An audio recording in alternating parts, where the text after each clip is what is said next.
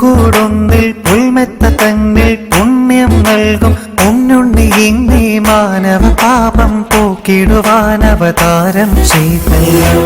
പുൽമെത്ത തന്നിൽ പുണ്യം നൽകും ഉണ്ണുണ്ണി ഇന്നീ മാനവ പാപം പോക്കിടുവാൻ അവതാരം ചെയ്തല്ലോ. ഹല്ലേലൂയ പാടാം ഞങ്ങൾ ആമോദത്താൽ പാടാം. ഹല്ലേലൂയ പാടാം ഞങ്ങൾ ആമോദത്താൽ പാടാം.